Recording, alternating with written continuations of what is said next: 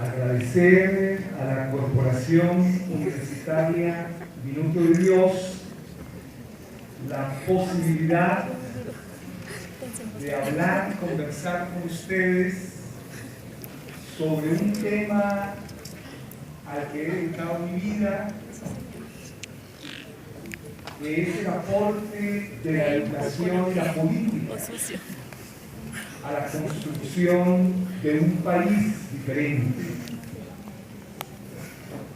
El maestro Immanuel Kant, en el último texto que nos dejó a la edad de 80 años, decía que los dos descubrimientos más difíciles que el ser humano ha hecho son el arte del gobierno, la política y la educación.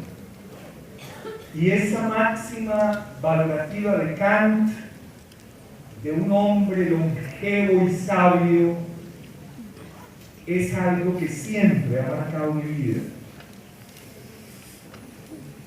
Pero ante todo, felicitar a la Facultad de Educación el que nos permita espacios de reflexión que nos muestren cada día que el aula no es el único espacio de la universidad, que la universidad no termina en las evaluaciones ni en las clases, sino en la construcción de comunidad reflexiva. Tal vez una de las críticas más duras al proyecto de la modernidad es que la modernidad eliminó la vida comunitaria.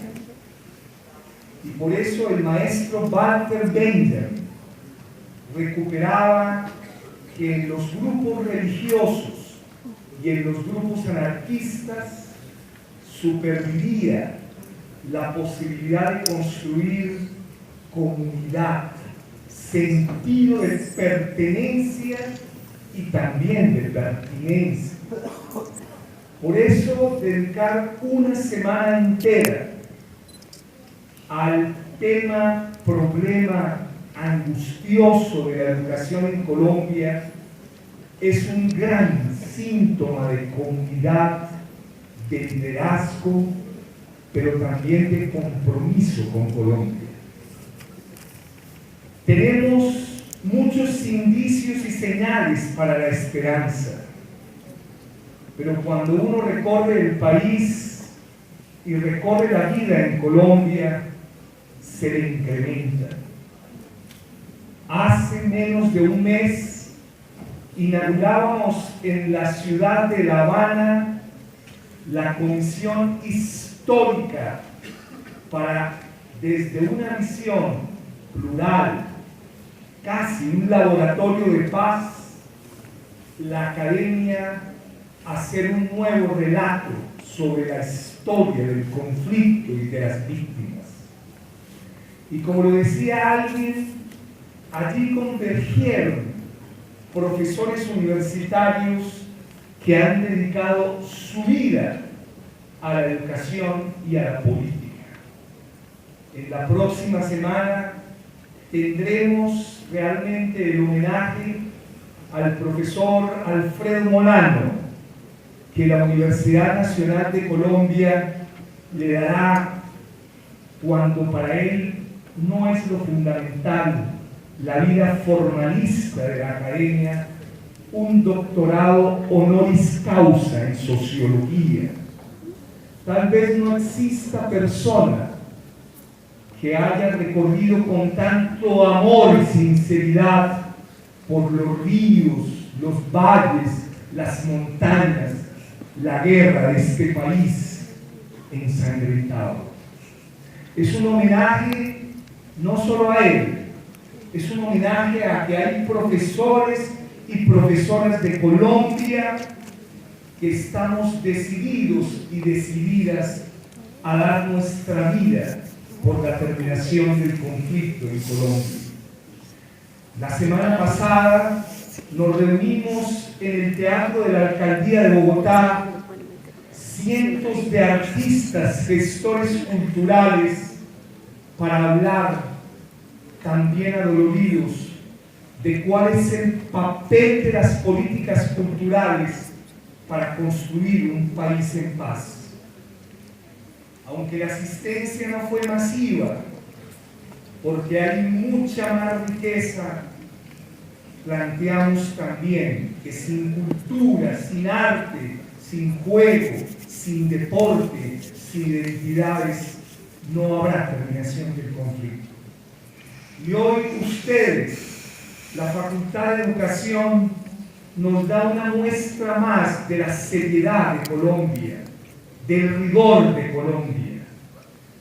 El maestro José Joaquín Brunner, ese intelectual de la educación y la cultura, tal vez de una manera emblemática, nos ha legado una frase, un aforismo, que es casi nuestra autorrepresentación. No podemos seguir hablando de universidades exitosas en sociedades fracasadas. El ejemplo de inclusión, el ejemplo de equidad, el ejemplo de justicia se tiene que dar en la vida cotidiana, no en las declaraciones infladas y a veces hipócritas de ciertas políticas públicas. No podemos vivir en democracia si nuestras instituciones no son democráticas. Pero no podemos vivir en equidad si nuestras instituciones diaria y cotidianamente no luchan por un país justo que reconozca las capacidades diferenciales. Pero al mismo tiempo nos dan una muestra de liderazgo, y es que a la educación hay que dedicarle no un día o un minuto, hay que dedicarle una semana y toda la vida. Ejemplo de ello es el famoso diagnóstico prospectivo del Club de Roma, hecho por un conjunto de intelectuales como Prigogine, como Edgar Morin, como Levi Strauss, como Celso Furtado, etc., que hacen un análisis de pronóstico del siglo XXI que de alguna manera incrementa la responsabilidad con nuestro presente.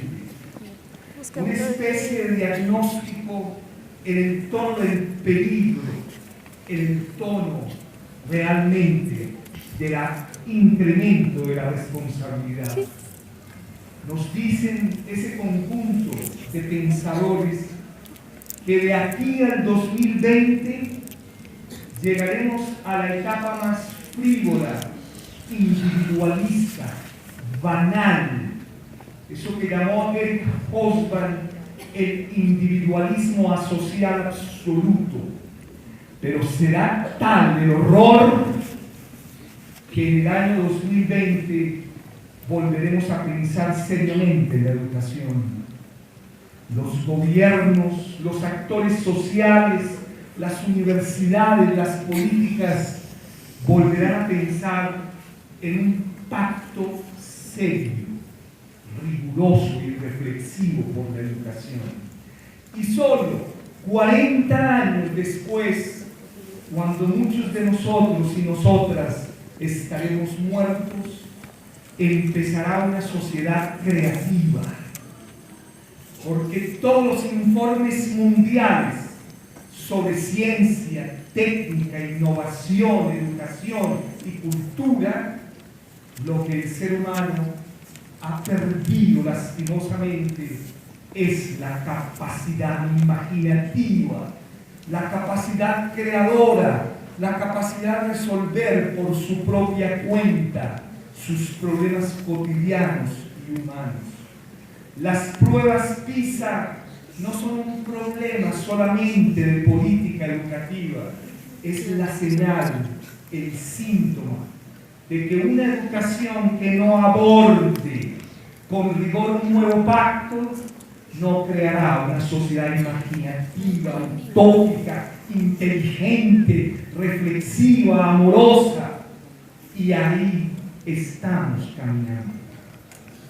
Colombia es la esperanza de la paz de América Latina. Y por eso me han pedido de una manera sintética que trate de abordar cuál puede ser el aporte de la educación para la terminación del conflicto, para construir unas bases sólidas para la paz en Colombia. Y yo quisiera iniciar recorriendo dos máximas o dos consejos que daría para empezar el camino. Una de un filósofo y otra de un poeta. El filósofo Federico Nietzsche